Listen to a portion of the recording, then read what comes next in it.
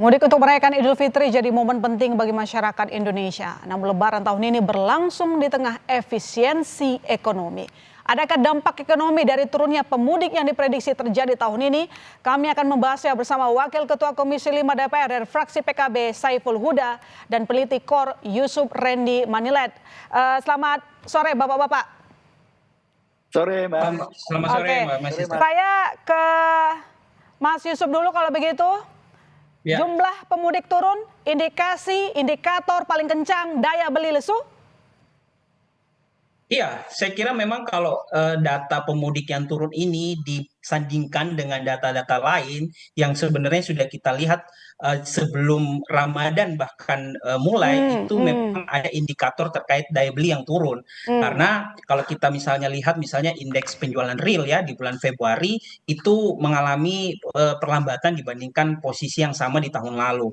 Kemudian data-data yang lebih kuat misalnya kita melihat angka deflasi untuk komoditas makanan dan minuman itu juga mengalami penurunan. Ini seperti anomali sebenarnya karena di tahun-tahun sebelumnya menjelang Ramadan data-data ini mengalami peningkatan, tetapi khusus untuk Ramadan di tahun ini menjelang Ramadannya itu relatif justru mengalami perlambatan. Padahal kan kita tahu bahwa umumnya ketika mau menjelang Ramadan geliat masyarakat untuk mendorong atau melakukan konsumsi itu relatif lebih besar ya. Ya, Tetapi penggerak kalau ekonomi. betul, kalau seandainya kita lihat dari data-data yang tadi kita sebutkan, justru itu tidak seantusias, setidaknya jika dibandingkan Kalau dengan tadi Anda mengatakan sudah ada tanda-tanda sebelumnya bahkan sebelum mendekati Lebaran, apa penyebabnya? Iya, menurut kami sebenarnya ini adalah akumulasi dari faktor yang terjadi di tahun lalu dan juga di tahun ini. Kalau kita lihat misalnya untuk tahun ini Ramadan itu beberapa kejadian seperti misalnya PHK ya yang terjadi yang sayangnya terjadi di industri padat karya itu akhirnya ikut berimplikasi terhadap kemampuan daya beli masyarakat. Karena sekali lagi industrinya yang memang punya karakteristik angkatan kerja yang besar. Sementara untuk masalah-masalah di tahun-tahun sebelumnya itu masalah-masalah fundamental seperti misalnya turunnya kelas menengah ya yang sebenarnya sudah terjadi dalam beberapa tahun terakhir ini dan juga masalah deindustrialisasi karena ini juga ada hubungannya dengan PHK yang terjadi. Jadi ini memang ada masalah akumulatif dan juga masalah yang khusus terjadi di tahun ini sehingga ini berdampak ya dan terlihat dari data pemudik yang turun di Ramadan dan Lebaran tahun ini. Oke, Pak Saiful menanggapi pernyataan dari Mas Yusuf tadi. Salah satu hal yang membuat daya beli turun adalah terjadinya gelombang PHK dan itu sudah terjadi sejak lama dan puncaknya hingga saat ini terjadilah penurunan pemudik. Legislatif kemana selama ini? Legislatif atau punya alasan lain misalnya kenapa jumlah pemudik turun? Ya, memang banyak faktor memang yang kita bisa analisa kenapa pemudik kita turun. Memang kalau dibanding dengan tahun 2024 memang turun. Tahun 2024 kita ada kurang lebih sekitar 197 juta. Tahun ini diperkirakan 147 juta. Jadi memang ada penurunan. Nah, ada fenomena menarik Mbak terakhir itu. Ada kecenderungan pola mudik masyarakat kita yang berubah. Jadi kalau kemarin sampai hari H memang kita lihat memang tidak ada lonjakan yang cukup signifikan dibanding tahun sebelumnya. Nah, saya melihat memang ada pola yang berubah. Mungkin saya membayangkan mungkin pasca Lebaran +2, +3 mungkin ada yang baru mau melakukan mobilisasi untuk mudik Lebaran. Itu yang pertama ya.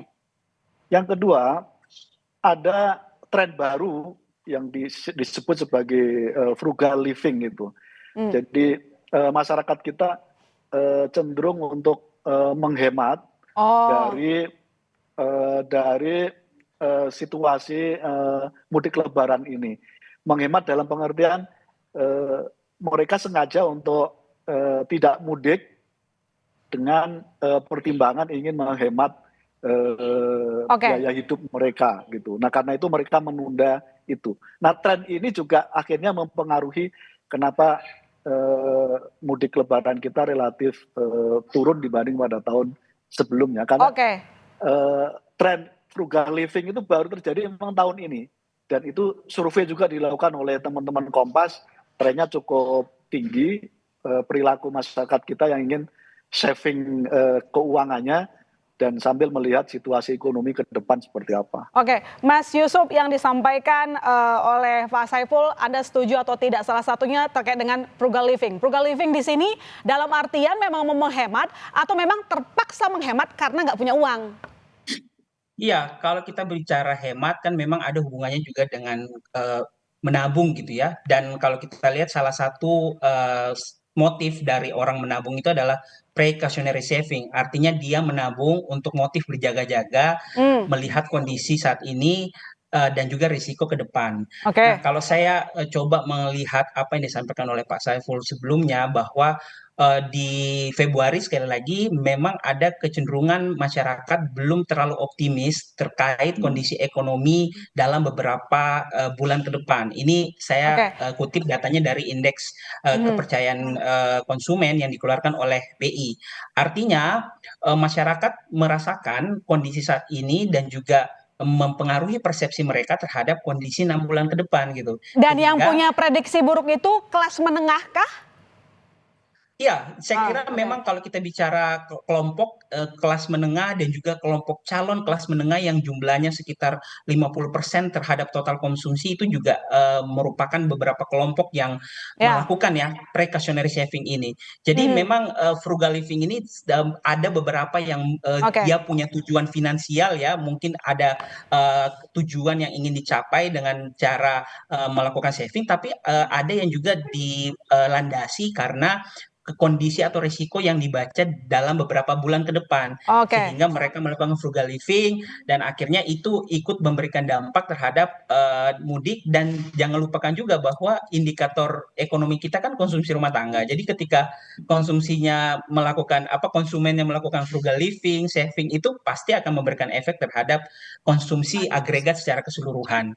Oke, Pak Saiful, yang tertekan adalah kelas menengah, di mana kelas menengah penyumbang kontribusi pertumbuhan ekonomi. Tapi tadi kami mendengar bahwa dari Menteri Muhaimin mengatakan sudah ada stimulus. Tapi tampaknya stimulus yang diberikan bukan untuk kelas menengah. Anda setuju dengan stimulus itu atau perlu ada bantuan untuk kelas menengah? Ya, pemerintah sedang menyiapkan, setahu saya, skema untuk supaya kelas menengah kita juga mendapatkan insentif lebih banyak lagi. Kapan dan apa itu?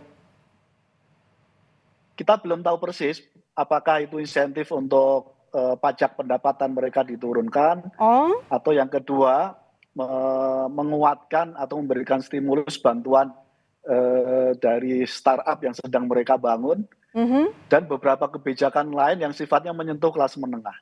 Jadi apa yang sedang dilakukan pemerintah menyangkut soal stimulus di level bawah memang cukup dirasakan oleh masyarakat kita, karena itu relatif tingkat konsumsi daya beli masyarakat walaupun turun sebenarnya relatif bisa terjaga dengan baik. Nah, karena itu kita bisa lihat bagaimana tingkat konsumsi menjelang Ramadan dan sampai hari ini pas hari H Lebaran, kita lihat situasinya masih terkendali dengan baik, tingkat konsumsi dan daya beli masyarakat juga masih terjaga dengan baik. Dan tinggal kelas menengah, saya kira saya setuju ke depan perlu ada skema yang langsung direct menyentuh kelas menengah kita yang trennya mereka sedang mengalami penurunan dari daya beli mereka, dan ini perlu ada sentuhan dari peran pemerintah. Oke, Mas Yusuf, katanya untuk daya beli ini masih terkendali, itu satu. Yang kedua, jika tidak ada obat yang tepat, salah obat begitu untuk memperbaiki ekonomi, kemana laju perekonomian? Kuartal 1, nasib buruk atau tidak? Iya, kalau kita bicara tumbuh atau tidak, tentu kuartal pertama konsumsi akan tetap tumbuh. Tetapi pertanyaannya adalah apakah dia akan tumbuh di level optimalnya atau tidak. Nah, kalau kita bicara kondisi yang kita jelaskan dalam diskusi sore hari ini, memang kita harus sampaikan bahwa pertumbuhan konsumsi rumah tangga bisa saja hanya akan berada di kisaran 4,9 hingga 5%, terutama di kuartal pertama. Dan kenapa kemudian pertumbuhan ini relatif tetap tumbuh tetapi melambat, kalau kita lihat dari batas bawahnya, karena sekali lagi aktivitas dari ekonomi yang tidak semeriah ya, tidak segeliat. Jadi memang aktivitas ekonomi itu tetap ada, tetap kita perhatikan dan tetap terlihat di beberapa pusat aktivitas ekonomi. Tetapi sekali lagi kalau kita bicara aktivitas secara keseluruhan, pertumbuhan ekonomi itu kami kira memang tetap tumbuh dengan catatan melambat ya. Tumbuh tapi melambat artinya lebih rendah kalau kita komparisasi dengan tahun sebelumnya di bulan Ramadan.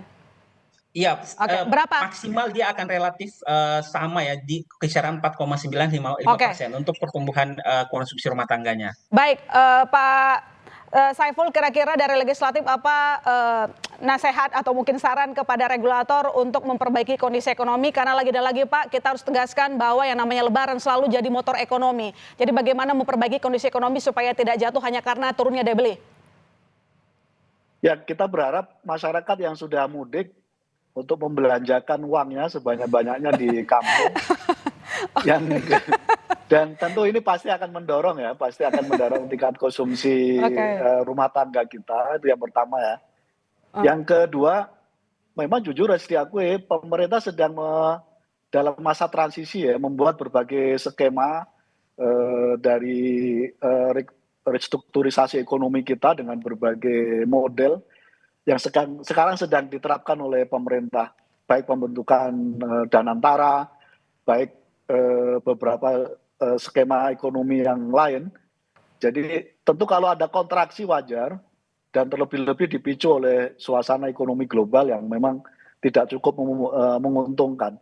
Tapi ada catatan penting dari situasi ekonomi global yang begitu tidak menentu. Sekali lagi Indonesia termasuk yang cukup terjaga situasi kegiatan ekonominya. Baik. Dan ini transisi, semoga dari masa transisi nggak lama. Baik. Skema yang dibikin oleh pemerintah akan menciptakan pertumbuhan yang lebih baik ke depan. Ya, kalau kondisi global tidak terjaga, harusnya kita bisa menjaga kondisi domestik setidaknya. Terima kasih Pak Saiful, terima kasih Mas Yusuf telah bergabung di Kompas Petang. Selamat sore, selamat Hari Raya Idul Fitri.